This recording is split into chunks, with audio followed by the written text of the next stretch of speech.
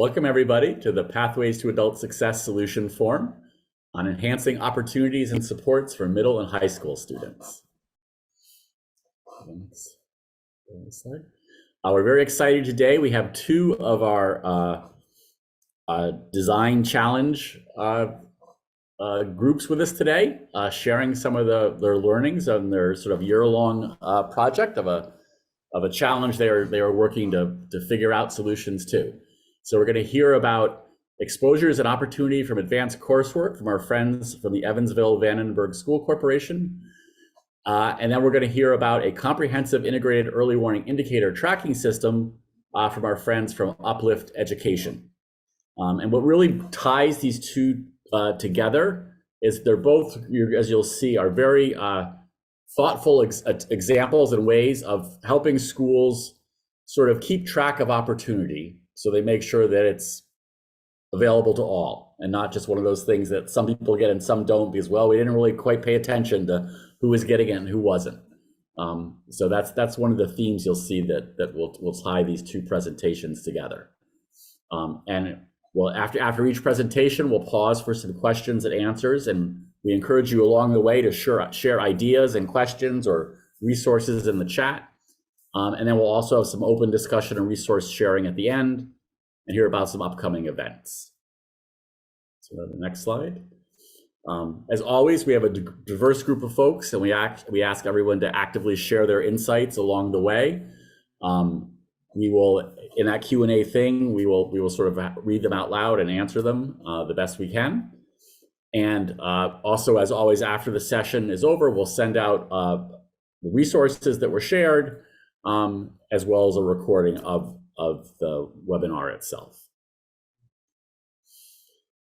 These two presentations today fit squarely into these challenges we're facing on how to build pathways to adult success for all in the world we now find ourselves as we worked our way through the pandemic and a lot of other social challenges and unrest. And we know that sort of made uncertainty the norm, right? And we know that many of our students are feeling, and our teachers and our families are feeling uncertain about the future. And one challenge for that, right, is we also know that momentum is important to get you sort of in through schooling and out to and onto the next thing. And uncertainty and momentum often don't go together. So that's, again, why I think these two presentations today are going to be very informative, because I think in different ways, they are about ways to sort of trying to reduce uncertainty and propel momentum to sort of pathways to adult success for all. So without that and without any further ado, I want to turn it over to Francis from the Evansville-Vanderburgh School Corporation to share the great work they've been doing. Okay, with our design challenge, we tackled an approach to diversifying student populations for advanced level courses. I have my team with me here: Jackie Barnett, Director of ESL, Andrea Knibler, School Support for Middle Schools, Rosen Hood, Chief Diversity, Equity, Inclusion, and Belonging Officer, and Audra Kellums, Chief Administrative Officer for Middle Schools, and of course myself, Francis Dumas-Hines, Director of Performance Management. So we all together had different components of things that we addressed throughout the project. Can you go to the next slide? So our problem was EVSC, our school corporation, which is about 22,000 students, does not have enough students from underrepresented groups who are ready to take advantage of coursework in high school.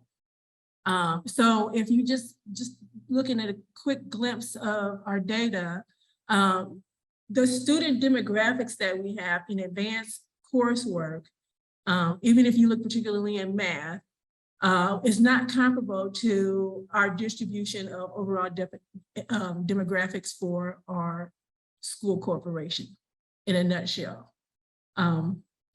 Whether it be racial ethnic makeup or socioeconomic status. Okay, you can go to the next slide. So our first approach that we were going to take is to devise a student selection tool. And we did this because our high schools already had something in place, something that they were using to try to diversify their student population in advanced courses. And so we wanted to replicate this at the middle school level. So we created an approach that included a tool for selecting students in 5th grade so that there'd be a more advanced or diverse population once they reached the beginning of middle school, 6th grade. And our focus just this year was on math, just to get kind of just a small, reasonable start. And particularly one of our team members has a math background. She was a math teacher in the number of middle schools, and she had a really good connection with a lot of the math teachers. So we thought that'd be like fertile ground to get it started. Okay, so if you look at the criteria for the selection tool, the boxes on the right, the math assessment performance, where we looked at NWEA and our state assessment, as well as the tool included ELA and reading, NWA state assessment, as well as grades in math, ELA and reading.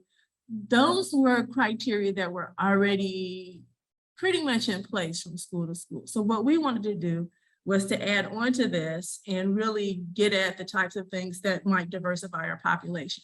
So we had additional fields for demographics, whether the student was of high ability status, whether they represented a free or reduced lunch status, and an ethnic status. We gave a point to each one of those 3. And then additionally, we had a survey, and the survey was really trying to understand interest in students wanting to or being compelled to take more advanced courses. So we looked at things like what types of extracurricular activities they were in, their perception of their course performance, their interest in taking kind of honors courses, whether they exhibited a fixed or growth intelligence mindset, and aspects of their focus or self-control. And so each one of those categories range from 0 to 5. So what teachers had to look at was, we didn't give them an overall score, but we gave them a range of each of those so that as they chose students, if they were wanting to really try to diversify their population, they could start to look at other things that have it kind of balanced out with like their performance, like are there other demographics or survey performance that would help them to encourage students to take honors courses. Okay, we'll go to the next slide, please. And I'm gonna have the person I was describing earlier, the math person who was like the boots on the ground. She used to be the math teacher. She's the middle school support person. So she's got all the connections. She's gonna illustrate, or she's gonna narrate these slides. All right, so once we had the students determined, then we need to tackle like the professional development for the teachers. Isn't that working?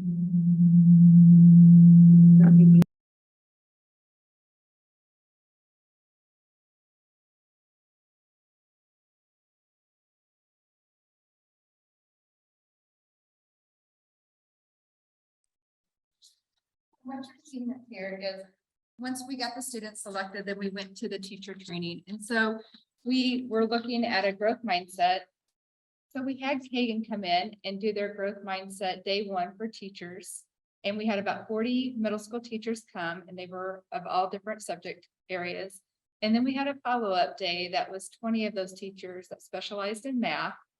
And we did activities such as Kagan, where we were working on team building and a collaborative culture in the classroom, making it a safe environment, to higher level questioning skills.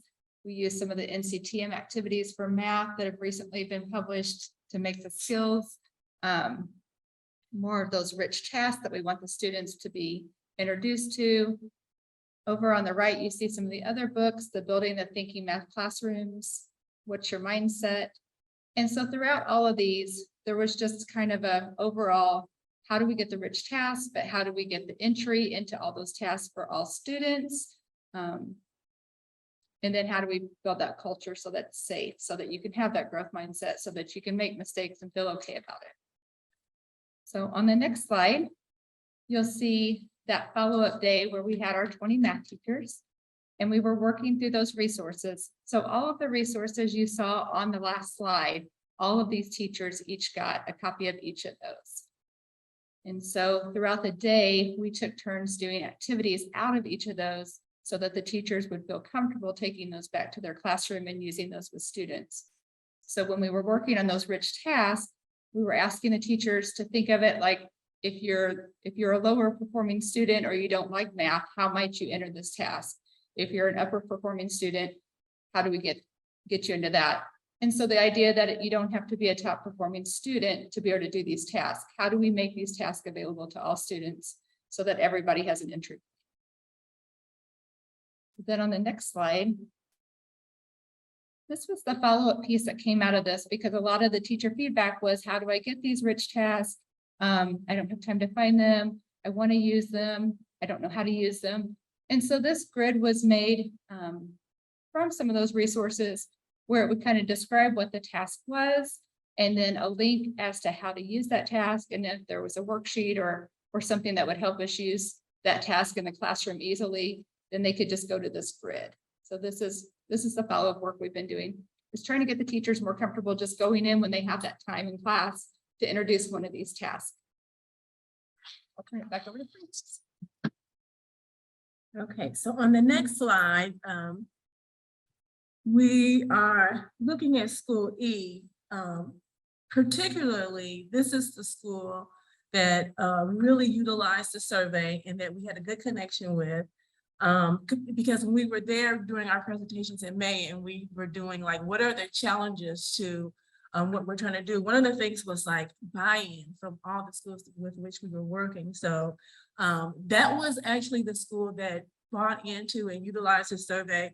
If you look a little bit at schools G and H, they did less of utilizing the results, but the principals still seem to be on board more. So we saw some differences in their distributions from fall of 21. I should refer to this is fall of 21, 22 on the bottom, and then fall of 22, 23 on the top. So as you can see, from those two school years in school E, the percentage of students rose, of diverse populations of students rose from 27% to 44%.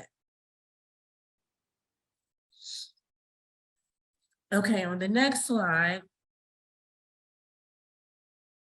we see similar results, particularly again for school E, where the proportion of students of ethnically diverse backgrounds rose from school year 21, 22 to 22, 23, from 28% to 42%. So school E has been our focus quite a bit this year in just trying to understand how this is going to work out. On the next slide, we looked at the distribution of free, reduced, and paid lunch from 21, 22, and 22, 23 in both the language arts and honors classes. So again, we see that school E experienced more of a shift in distribution where there are more students with free and reduced lunch who are taking, who are selected to go, enrolled in like the Math 6 honors courses. And we saw some shifts also in school G for the English language course, and then school H for the math course enrollment. So that was some things that were kind of promising there in our initial efforts to try to get this off the ground.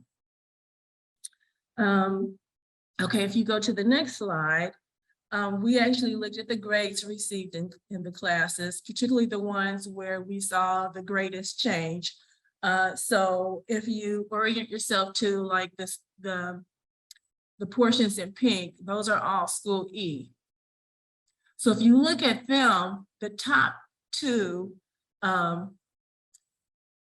pieces of information show that the distribution of grades of students earning a grade of an A or a B were pretty comparable across racial ethnic backgrounds. So the students in both language arts and in math, they tended to do pretty well. So there was not a lot of, we were greatly encouraged by that. And similarly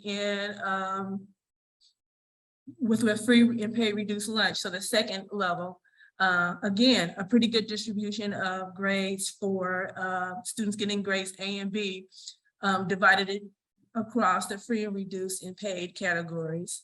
And when we look at schools G and H, who had also experienced a good bit of a better distribution of free and reduced paid, school G still had a pretty good amount of students who got grades in A and B. School H, not so much, but overall, we felt pretty good about the students and the movement into those classes and the grades that they received. Okay, moving on to the next slide. So we were interested, as the school year continued on, we wanted to follow up with the teachers that had attended the workshop this summer. So we asked them 2 questions. The first one on the left, thinking about the Kagan Growth Mindset workshop. Do you feel like it has changed any of your approach to teaching this year? And as you glance through those answers, for the most part, you'll see they're all pretty positive answers. So we were pretty pleased. It sounds like most of the teachers are trying to use them and looking at different ways to incorporate this. Over on the right, have you used any of the problems with your classes that we did this summer in the math PD? You'll notice again, mostly positive. However, that second one down, one of the problems went well with all classes. 2 of the problems went well with only the honors classes. So we're still working on that mind shift. The teachers are accepting it, but they're still finding barriers because sometimes they catch themselves thinking it is only these students that belong in honors, and trying to keep that open mindset, like all students belong in honors. We just need to make those entry points for those students. So on the next slide, please. So we were still looking at pulling data, and we pulled this around the end of the semester. And as you look at this data, these were students that had those teachers that had attended the summer PD. And when we look at the grades, we were wanting to see if there was differences in the grades. And for the most part, right now, we're not seeing much difference. So we'll continue to look at that data at the end of the year and see if there's any differences or discrepancies at that point. And then the same on the right side. We were trying to look at that growth in NWEA, wondering if the growth for those students that had those teachers was going to appear higher. And you can see that there's not a big discrepancy at this point as well. So we will continue to look in on that data as we go through the year. And then the last slide, this is where we're moving for this school year into next. When it was time for the survey this year, we had participating schools asking when we could get it to the students, if they could have it earlier, so that they could use it more for the scheduling purposes more intentionally. We had non-participating schools wanting to know more about the tool, seeing if they could use it and if it would help their criteria to increase their honors courses enrollment. We have teachers inquiring, is there going to be more follow-up PD this summer? And then also just trying to expand on the problem-solving opportunities with all students. That is what we have. All right. That was wonderful. Overall, we were pretty encouraged. Yeah, no, that's good. That's wonderful. Great presentation, Evansville team. So as we wait to see if our audience can think of some questions or resources to share, I'm going to just start with 2 questions. One is the broad one is like, what surprised you the most about your effort here? Like, what is the thing? Is there something that you thought would work better than it did, or something you thought that worked better than you thought it might? Okay, I'm trying to. I muted mine, so you can use your.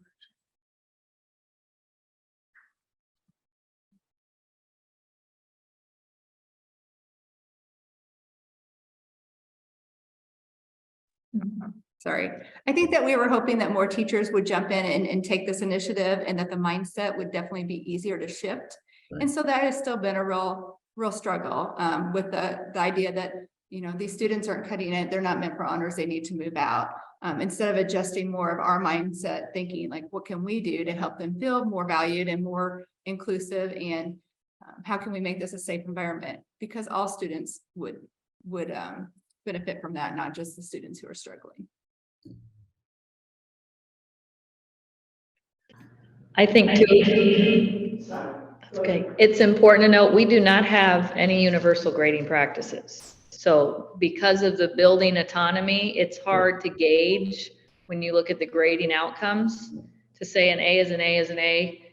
And as we move closer to that, I feel like our data will be better, but with the goal of opening the door for participation and a seat at the table really being the front end of our goal, that there was success in that way, and that you just keep pushing on that. But because we don't have necessarily data to say, we know that at every school, this is what they're looking at. We have some, but because of some of that subjectivity in that, it's hard to gauge success. And so I would say absolutely it is working more and more with adult mindset and adults continuing to push on, yes, students are capable, given time and opportunities and appropriate supports. Yeah. No, I think what's so important about the work you're doing, right, is that this idea that you're good at math or you're not, and it really shows itself in the middle grades, is one of the most entrenched mindsets we have in education, right? It's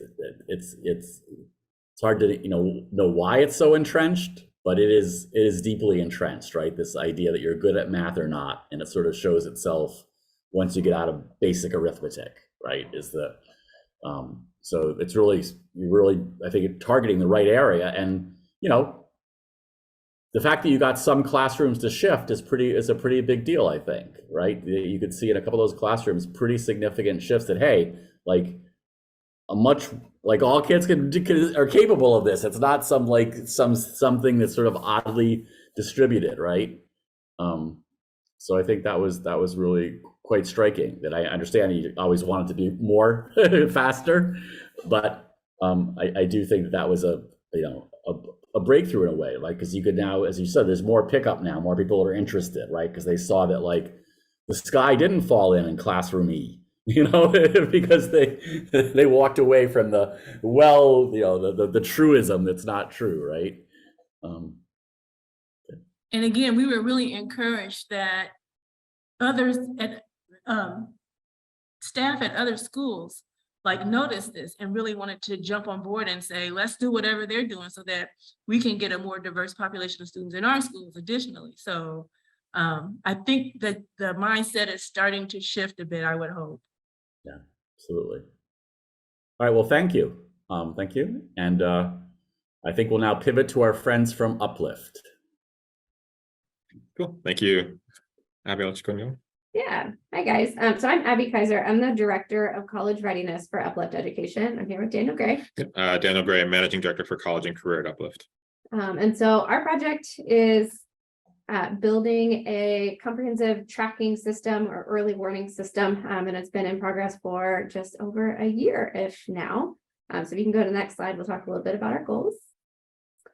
So kind of just background of this, right? So as a network, and I'm sure everyone on this call does, we've got lots of ed tech tools, right? We've got lots of data that all lives in different spaces. So everything from PowerSchool to Naviance, so it's tracking lots of different pieces of student information.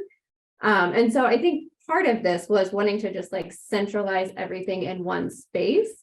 But I think as we started thinking about that, one of the questions that we asked ourselves is one, what data do we care about, right? So what are the different pieces of student information that are going to be most important? And I think within that same lens, right, is how does that align with our organizational mission and our core values? And so some of the things that we identified were just what is going to predict scholar academic success? What is going to give us a pulse on scholars' social emotional well-being? And then as a college prep network, how can we make sure that we are preparing students for college and career readiness? Can y'all not hear us? We can hear you. It's just that your video will be, Daniel, your video will be featured over the noise of Abby. So Francis, you might Oh, I think I'm pinned, you're not, so. Oh, okay. Okay, now you see me twice. Even more fun. All right, y'all can go to the next slide. Oh, so slide it back. So one of the things that we saw, I think a few years back, at one of the first past conferences that I went to, was as we were there, we started to look at some of the other, like there are a few other like districts that had early warning systems that seemed to be able to speak to ways of helping our academic counselors understand more about what our students are doing, where they were, how they were doing, and give us a chance to have sort of a preemptive way of supporting them. My team, Abby, and actually Abby right now oversees, like works with this team directly, but being able to support academic counselors in the work that they do to be able to support our students. And so was to create a path academic counselors to understand what was happening with students prior to the student having, the breakdown. We wanted to be able to see that and understand that and be able to like move into supports before something actually fell apart. And so that's really what we switched to go ahead. That's what we started to like take the steps towards trying to understand more about how we ourselves could create an early warning system and thinking about the information that we needed for that. Yeah, and so from my work with the academic counselors, I actually had an academic counselor on a campus who did a lot of that we had from lots of different dashboards and sort of mail merging it into one like broad report card for a student that showed all of the different pieces that we would want in a tool like this. And so I had a conversation with her like, hey, how amazing would it be if this all lived in one dashboard and you could just download it and share it with the students, share it with families as sort of a snapshot of their current progress. And she was like, yes, oh my gosh, let's make this happen. And that sort of aligned well timeline wise for when the design challenge project was presented to us. And so that sparked here where we are now. Yep. So as Abby talked about, we actually went through, and that's on the slides, we actually went through a few different iterations of what this could look like. And so we started off relatively simple and sort of looked at just one or two or three sort of like different data points that we could use. As we start to think about like, what are all the data pieces that we have, that we store, that we have consistent information that lets us know sort of in the moment, day by day, how students are doing. We wanted to see like, how could we use all of these different pieces of data that we had to be able to create an early warning system that allowed us to do this. Once the pandemic hit, it sort of stalled out the general process of some of the conversations that we were having around this, not because of a lack of effort, but just because of lack of time. In Texas, they had lots of different shifts that sort of happened over the course of the year, as I imagined it happened for you as well, for everyone as well too. And so all of those different shifts sort of pushed us into a like, let's fix what we can fix right now. And as we get closer to, as we sort of fix those things, we start to do like a little bit more thinking of like, how can we actually like find a better way to do sort of all these things. So about 2 years ago, we started working a little bit more closely, trying to like create this new version of an early warning system. And then let me check real quick. Is Abby pinned now? Can you see both Abby and me on the screen? I just want to make sure. So I don't have to keep turning my screen back and forth. I have you both spotlighted. Okay, awesome. Cool. So I'll stop turning my laptop. I don't want to make anyone else dizzy. So yeah, and so what that wanted to do, when we were in lockdown and students were taking classes from home, it was tough for us to get things like attendance data, SEL data, stuff for sports. So I think being able to have an opportunity to like, once we were back in buildings, it really gave us a chance, I think, to be more responsive and to have information in a much quicker way than we had before. So I think we can go to the next slide now. Cool. Yeah, so the next set of slides are going to just be some screenshots so that you can get a sense of kind of what our tool looks like and the different aspects of it. So this is our project in its current form. And so this is an individual scholar level view of our early warning system. And so at the top of it, a teacher or a counselor, when they log in, this is what they see. And all of this data syncs overnight with the different ed tech tools that it pulls from. So you can see it's pulling attendance, where it talks about EOC, these are our state examinations. And then it's got some data for college readiness, the well-being data. So this is something we talk about, like challenges that we ran into. So we use Rhythm to do I think it's a couple times a week check of how our students are feeling. And that's been just like getting the data sharing with them to pull in the way that we want it to. It's been kind of an ongoing process of our project. And then the bottom right corner that you see is syncing with PowerSchool. So it shows a snapshot of a scholar's current grades. If you'll go to the next slide. So our attendance data has been super instrumental, right? When we've got counselors or school admin who are trying to compare scholar performance with their school attendance rate. So it's going to show trends over time, right? And so when a counselor looks at it, they can see, was the scholar present and not performing well, or were they not performing well, but they also weren't at school?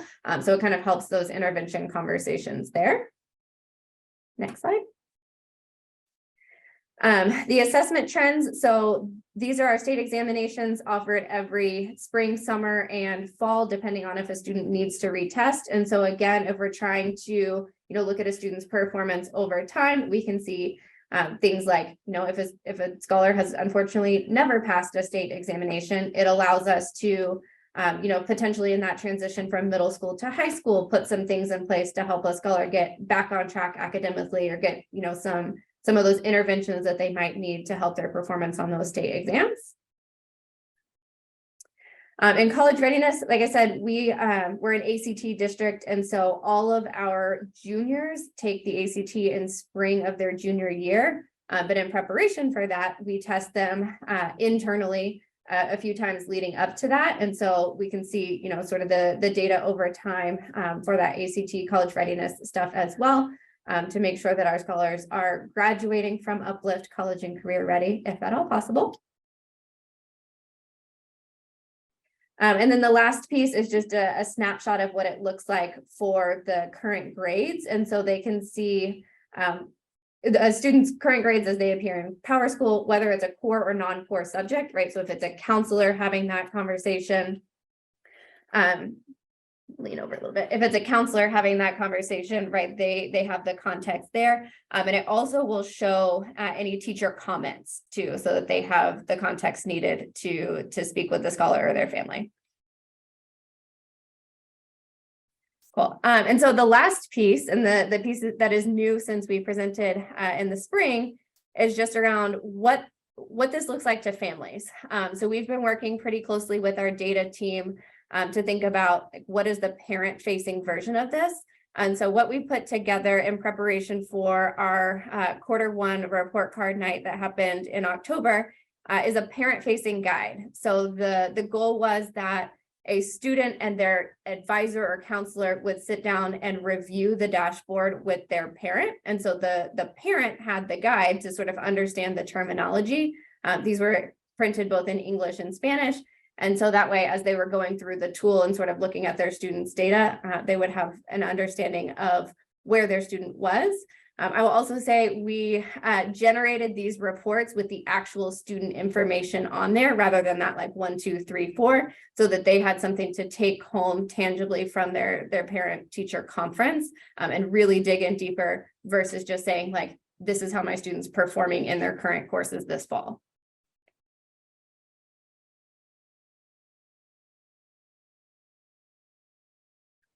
All right, thank you. That was wonderful. And as we wait to see if we have some questions or comments, I will kick us off. So quite the journey, as everyone did, as we got our way through the pandemic and things shifted. So I'm curious, I'm going to start with the parent explanation guide. What's been the reaction of parents to it? Yeah, so, we did a survey of families following that report card event, and I think it was overwhelmingly positive, right? I think there was definitely some like, oh, wow, this is a lot of information type reactions. So I think they perhaps would have appreciated receiving the information ahead of time, get some process time on it, and then come to the conference to speak more about it. That might be a shift that we make. But overwhelmingly, really, really positive feedback from the families, and just like gratefulness, right? That we were really transparent about how their scholars were performing across lots of different data points versus just how they're doing in their classes right now. Right. And if I understand the genesis correctly, that one of the goals for this was to help further inform in an actual way your academic counselors. I think that's what you call them, right? how have they adapted to having this more holistic information?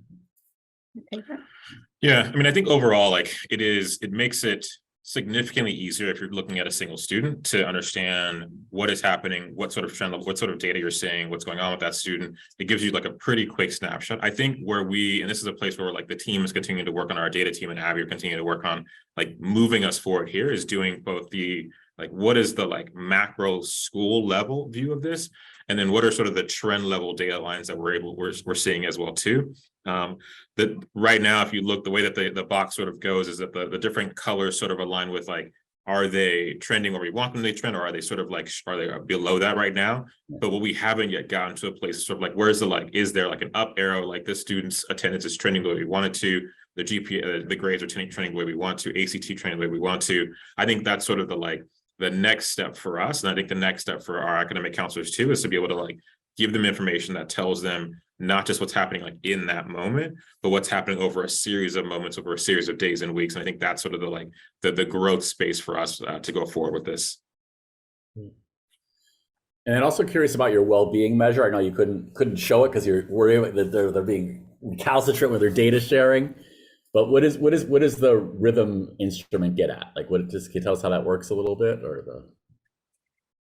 So it is basically just like a very quick pulse check of how a scholar is feeling that day. And so they, through the Rhythm app, rate their mood on a series of emojis from like, very happy to sad or angry. And so it is just like a snapshot in time. But I think what we would like it to do, similarly to attendance, right, is to be able to look at it over a period of time and see, is the scholar up and down, or is their mood consistent, right? And how is that, is it impacting their performance in school? Yeah. That'll be fascinating when you get that, because we do know that from the because that's almost like daily data, because we tend to have they do it 3 times a week in advisory. So weekly, multiple times a week is like, oftentimes the data we have is at best quarterly, and from that we often know that there is a lot of up and down, but it's almost, if you don't have it often enough, it's hard to interpret what does that mean, right? Because it's like, so I think that'll be a very rich data point once it's flowing. Yeah, I mean, I think we think about it like, if we get 3 sort of like sad faces in a row, like there's specific actions that we need to make sure that we're taking from the academic counselor side, from the social counselor side, from the school administration side. And I think like once we sort of get that data able to like pop up on here, I think what we're also hoping to do is like have it not just be something that's like static within this system, but have it be something that actually like sends a push notifications to those staff members as well too. I get a notification from this is all stored in Tableau. I get a notification from Tableau whenever we have new grade scores or new ACT scores, like that pops into my inbox whenever that happens. Having something like this would also do a great way of giving us that insight as well too. I think that's what we're hoping to like eventually push ourselves to. Yeah. And I see we have a question. Yes. Rich Harrison from Oakland is asking, here in Oakland, California, we are struggling with disproportionate data from our African-American students as well as our special education students. What kind of equity conversations and practice changes has this led to, I presume he means for you all, with respect to student groups that require teacher-staff shifts? I'll speak to like one aspect. I don't know if you think like, but I know one of the things that it's done for us, at the very least, is sort of, I think, elevated these conversations to a level of, I think sometimes those conversations lived more on like campuses, or maybe lived with like a principal manager to a principal. I think right now, because we can see sort of like broad trends from our students, even if we can't see like a school level data, or we can't see like a macro like network level data, if we look and we're seeing every African-American student at the school is now like attendance is poor, GPA is poor, like it gives us a chance to say like, all right, there's something else, like their boxes sort of looks way too similar. There's something that's happening within that. And I think it allows us a chance to have that conversation at a network level with our CEO, with our president, with our chief schools, our schools team, to be able to say like, here's some data that we're seeing that is popping up and that we want to flag as being something problematic, that like, what can we do to either like fix it or work on it? And then Abby, you may be able to speak more to like what's happening on each campuses with them and how they're maybe using some of that.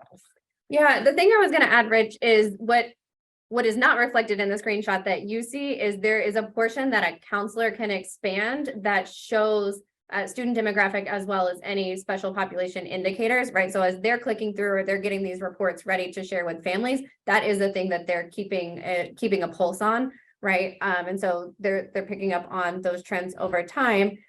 To Daniel's point, like the next phase of this project is to scale it up to the school and the district level. And I think at that point, we'll have a much better sense of how all of those trends are overlapping or intersecting, right? And that will allow us to take more action.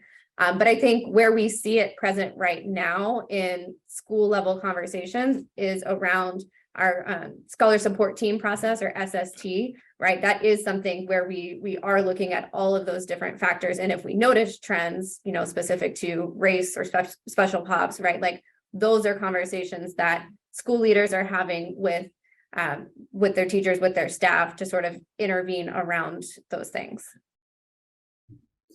And I have one more, probably pretty data geeky question, but if we don't ask it here, where else are we going to ask it? So you said, I heard you say you built this in Tableau. And as we've heard from many of our schools, you know, that at various points in times, the big student information systems have added different early warning widgets. And then oftentimes because their costs go up or that they get bought out by somebody else, you know, schools have had access and they lose access. And at some level, you've taken a slightly more homegrown approach, it seems. And I'm just wondering why you chose to do that, and are you happy that you did? I think the second answer, yeah, I think we're really happy that we did. I think from on the first question, I would say you just feel like our data systems were so robust and they went so far back. We've been collecting the majority of this data outside of the well-being data. I mean, since we opened, really, since we opened 20 plus years ago. So I think having so much historical data will give us a chance to then utilize some of that information, some of that data, to be able to understand, like, are there like year over year trends that we're seeing that are just sort of like, that are problematic for us as an organization that we want to try to address, similar to I think what we're just sort of getting at. Like, and I think that's a place where we said, like, if we build this ourselves, it'll give us a chance to understand, like, what are the Uplift specific things that we feel like we are either missing, not seeing, or not reacting as quickly as we need to be able to use them the way we want to. And I think, like, we also have just like an incredibly talented data team. And I think having that as a team that sort of is in-house really became this way of sort of saying, like, let's iterate and work on this together. And they can use their talent as a data warehouse and as a data team. And then, like, with our needs as, you know, academic facing folks, to be able to sort of build a program that made sense to both of us. And I think that's really, like I said, I think from our side, I think, like I said, I'm incredibly happy with the tool. Abby's done an amazing job working with Chris, our data team lead, and to get this going. So like I said, I'm incredibly happy with this. And I think that's mostly why we decided to build it in-house, which is like, we have a great team and we had great information, great data already in place. Great, thanks. Well, we look forward to see when you go to the next level. And I'm curious too, when you get that well-being data in there. So that's going to be a rich trove, but thank you. All right, if we go to our next slide.